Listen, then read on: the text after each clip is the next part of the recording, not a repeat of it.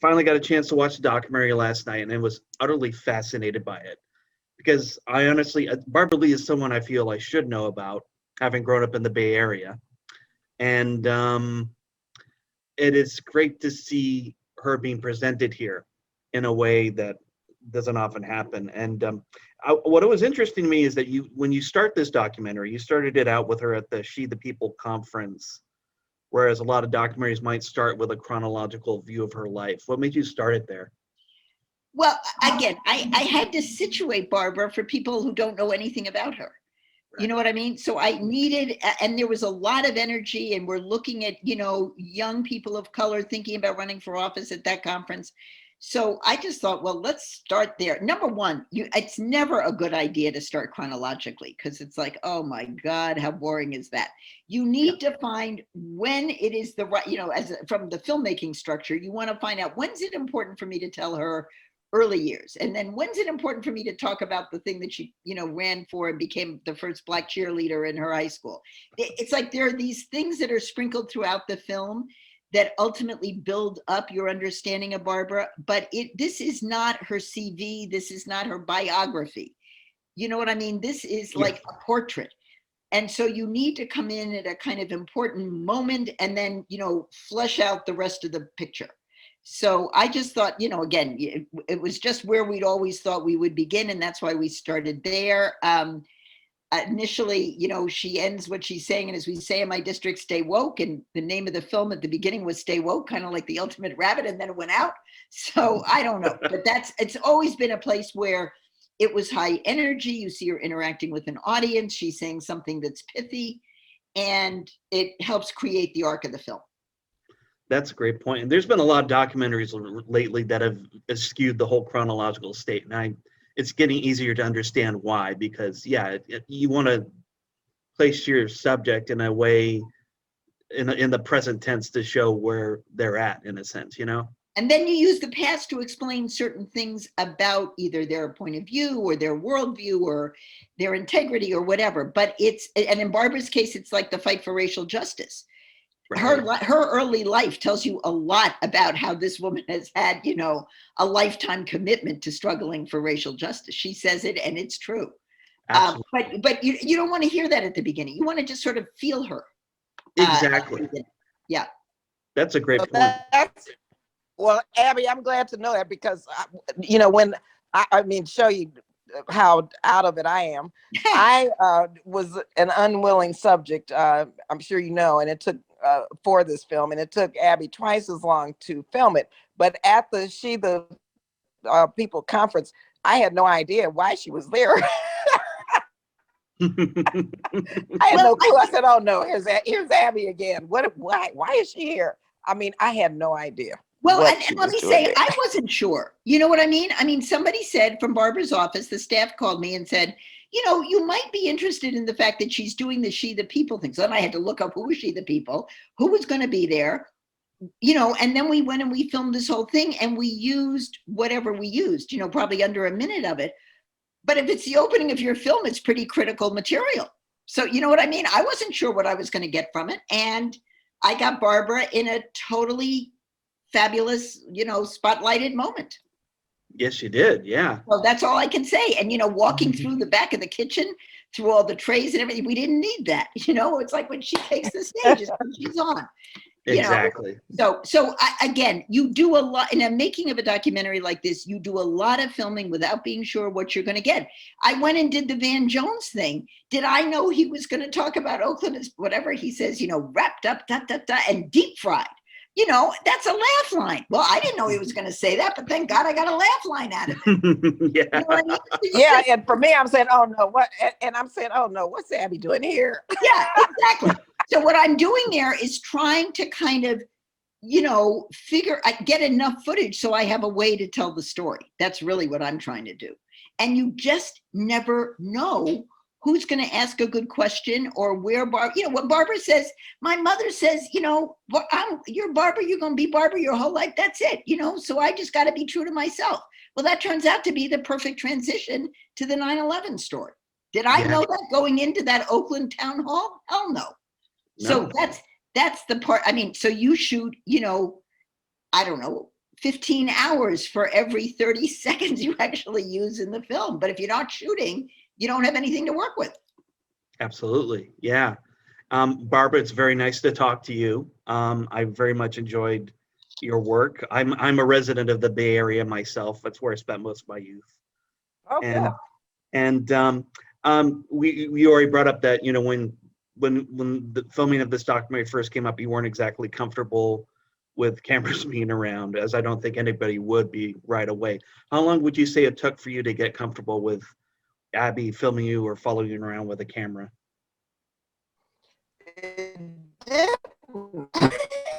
Okay, When Barbara, Abby you shows up, I mangled. love her dearly. Oh, Mhm. okay. Can you hear me now? I can hear you. Yeah. I don't know if I ever felt comfortable. I always wonder, well, what is Abby doing now? And because I love Abby and know what a great filmmaker she is, I didn't go too ballistic. It's like, oh Lord, what is she doing here now?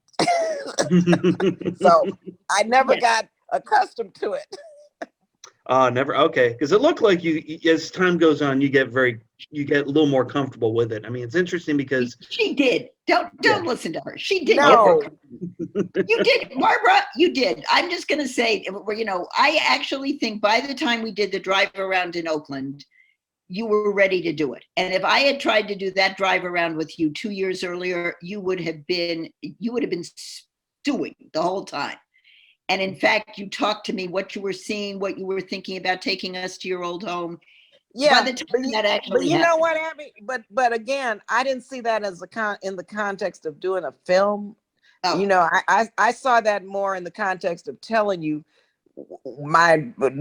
showing you what the challenges are and why people are so marginalized and what it takes to deal with these problems. I didn't really maybe I okay. got I'm with you on maybe that. you know, so maybe that's a level of comfort with it, but I didn't see it as a level of comfort with the film. And I saw this as a chance to just show you what the heck is going on and how wrong it Yes. is. Okay. Yeah. Well, both I think were true. Yeah. Yeah, I mean, watching all the homeless on the streets of Oakland, it's not all that different from seeing all the homeless on the streets of Los Angeles, which I drive around on a daily basis. What do you want people to understand about homelessness, Barbara, and what do you think we can best do about it? Mhm. Well, I think we have to come to grips with the fact that housing is a human right, and if you don't have safe, decent, clean shelter, you you know your human rights have been violated, and so Yeah. we have to start there. Believe that it's a human right, then you're going to do everything you can to insist that your tax dollars are invested in that provide for affordable, decent housing for everyone, regardless of how much money they make.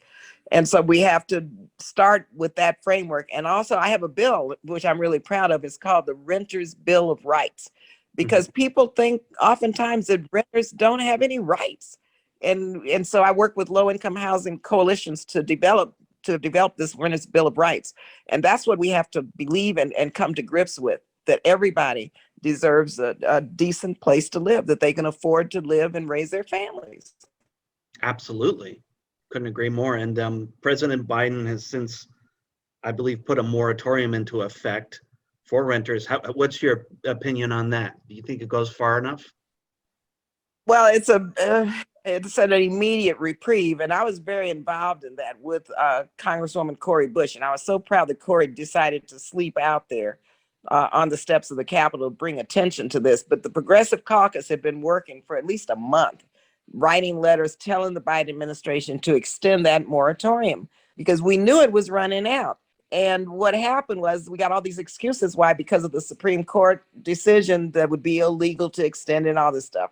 Well, that was during, and I'm giving you the backstory. So that was during the height of the pandemic when when the pandemic was on its way out, we thought, when the Supreme Court ruled. So we had to convince the president to get to CDC to say, no, with this Delta variant, this pandemic is on the rise again. And so there's enough reason for CDC to advise to extend the moratorium based on public health concerns.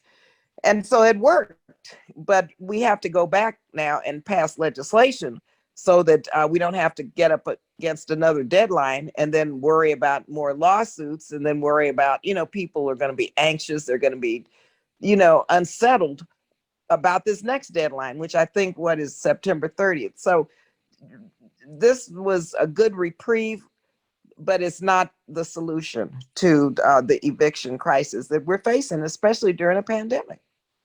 Very true. Very true. Yeah. In regards to the documentary, in terms of how do you feel it evolved for the both of you from when you started making it to you're participating at Barbara and to the editing phase? Well, I think I mean, I have to talk sort of about the making of the movie because, I'm the one who did it. So with my editor, Stephanie Matura,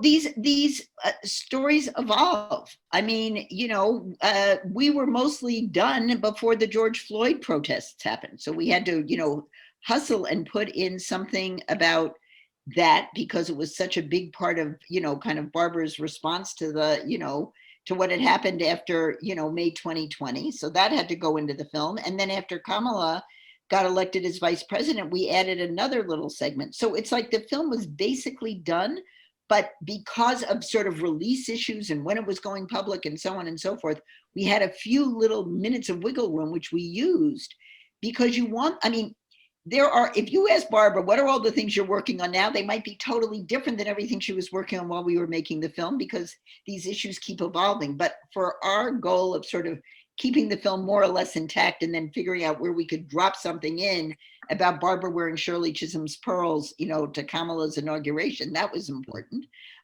because it sort of links the early stuff about Shirley to the present in a way that if Kamala hadn't gotten elected, we wouldn't have that link in quite the same way. So I really felt like the world needs it. The film needed it. Barbara said it. We had the footage. Let's put it in there. So we opened the film up to do that.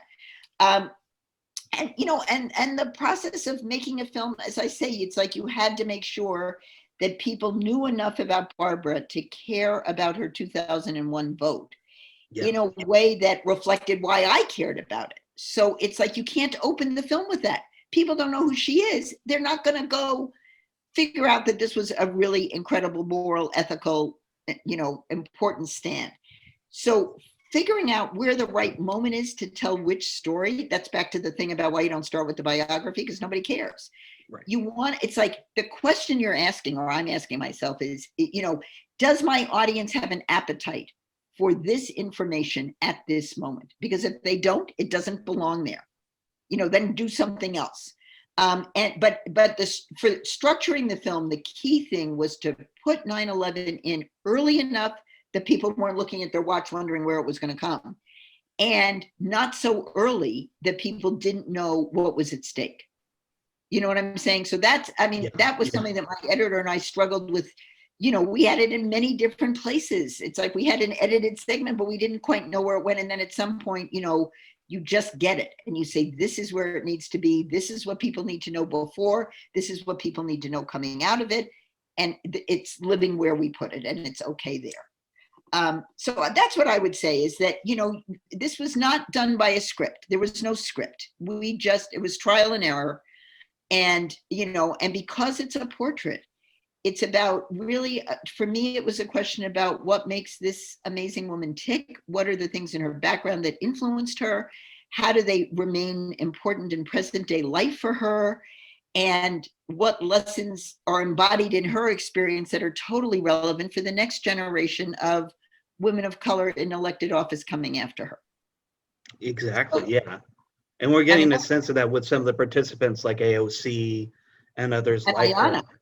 And Ayanna, yeah, absolutely, yeah. So I want to just call out something in the film because there is a point at which where Ayanna says, we're not bringing a chair to the table. We are rearranging the table. We are creating a new table.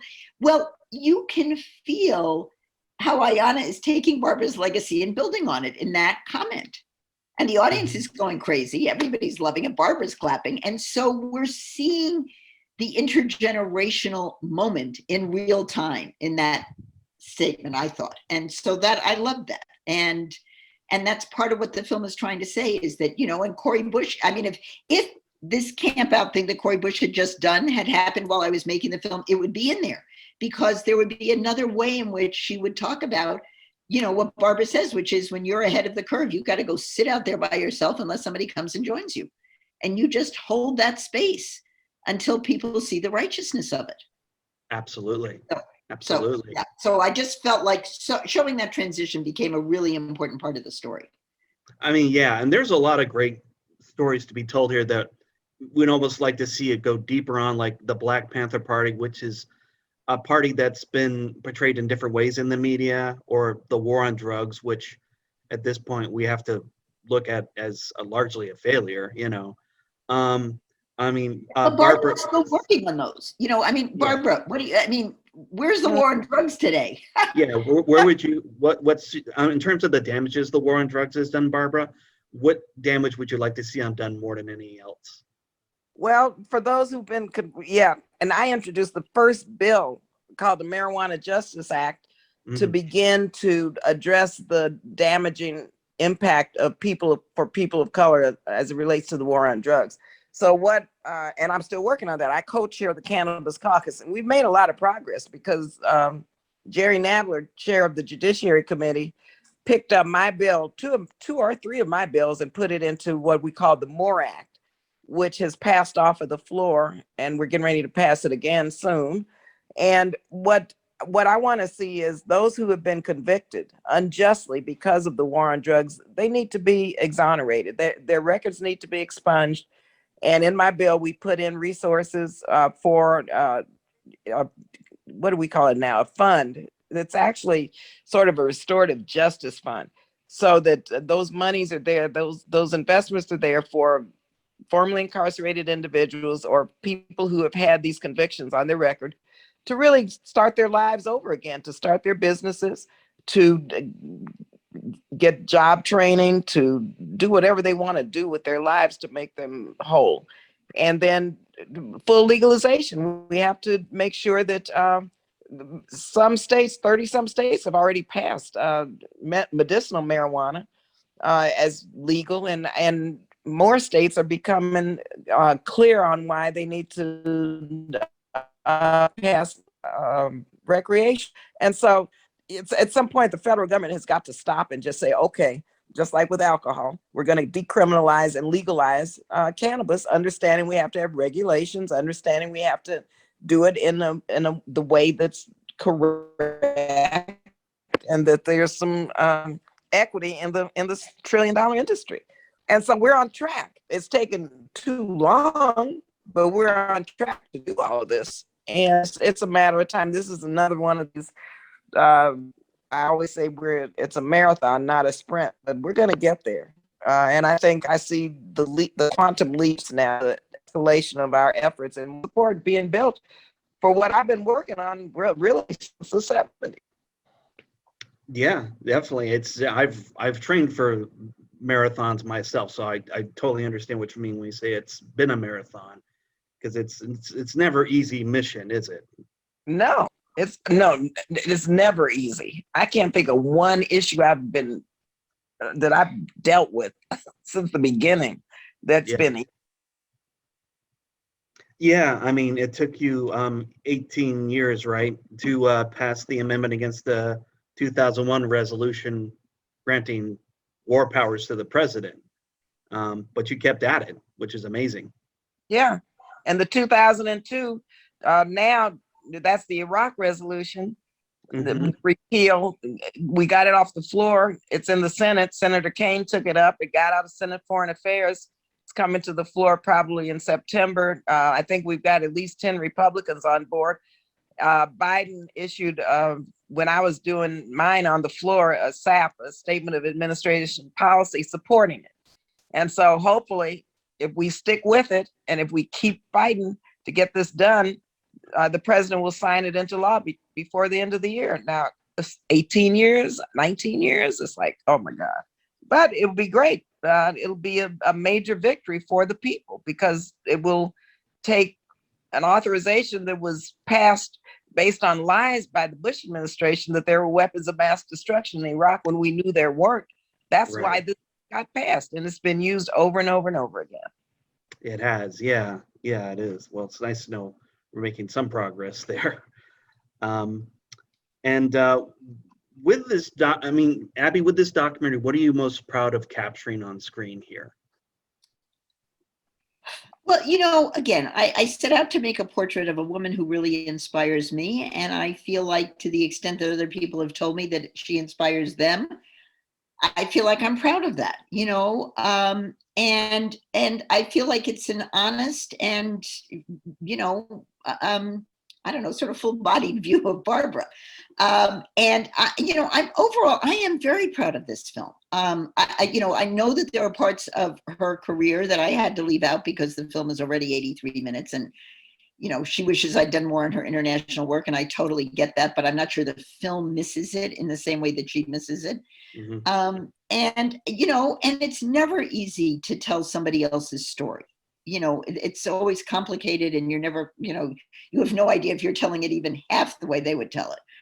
But, I'm proud of this film. I mean, we worked hard on it. We tried to get it right. And I do think that Barbara will go, through the film, will inspire all kinds of people who have not heard of her before, or have heard of her but don't know anything about her. I mean, I think we as her constituents are in a particularly lucky place because we get to interact with her and we get to see her in action, and we get to know we don't have to tell our congresswoman to vote the right way on most of the progressive issues of the day. She's already way ahead of us. She's telling us that she's enacted the legislation by the time we're writing to her to do the right thing.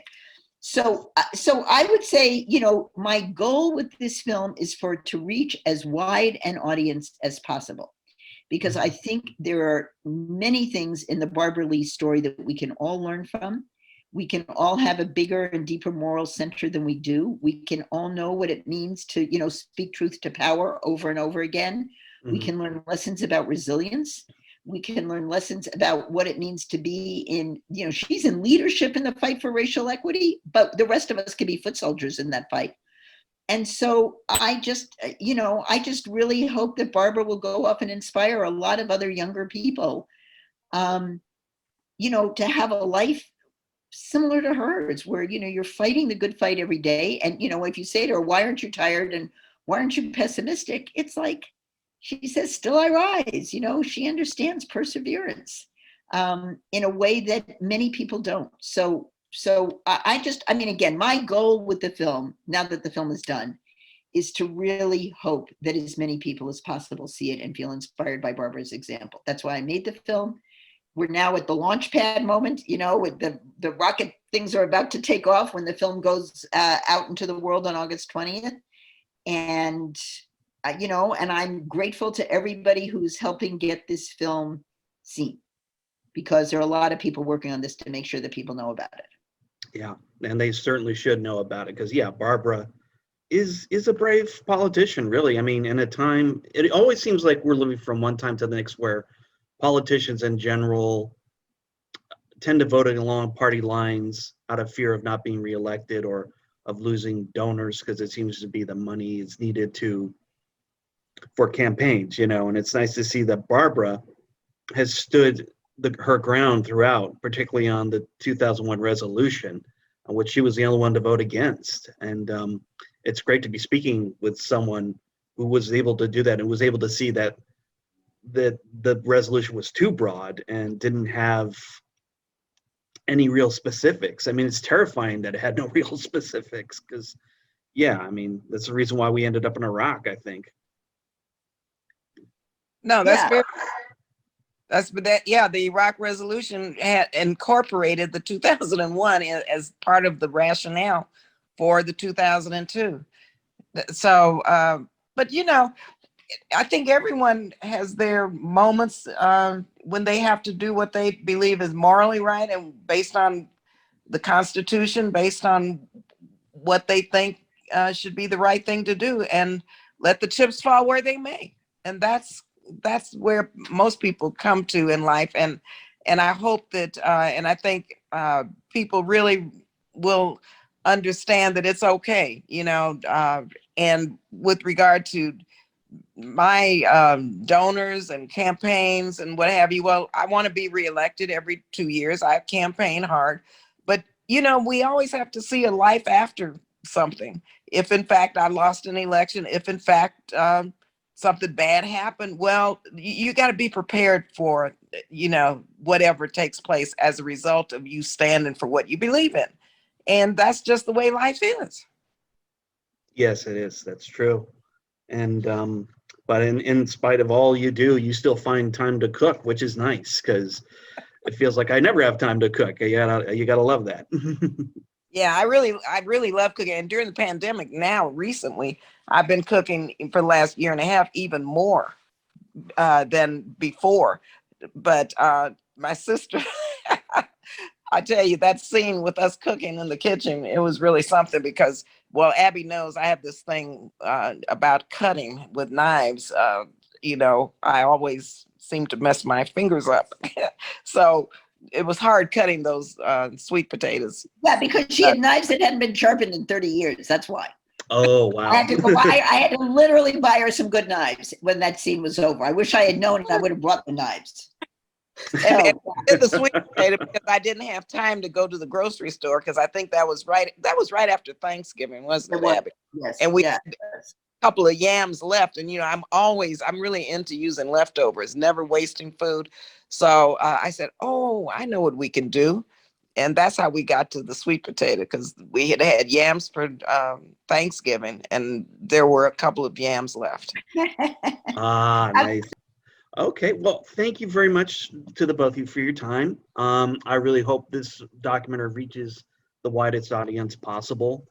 It's nice to know politicians like Barbara Lee are out there fighting for the people and for what's right. And a lot of times there's a general sense that that's not always the case, but this documentary shows that there's proof that there are some people who are willing to speak truth to power, as the title implies. Thank you. Thank you for having us. Yes, thanks so much. Nice being with you. Nice meeting you. Nice meeting you too, Barbara. Thank you for your time. Okay. Thank you, Abby. Bye, everybody.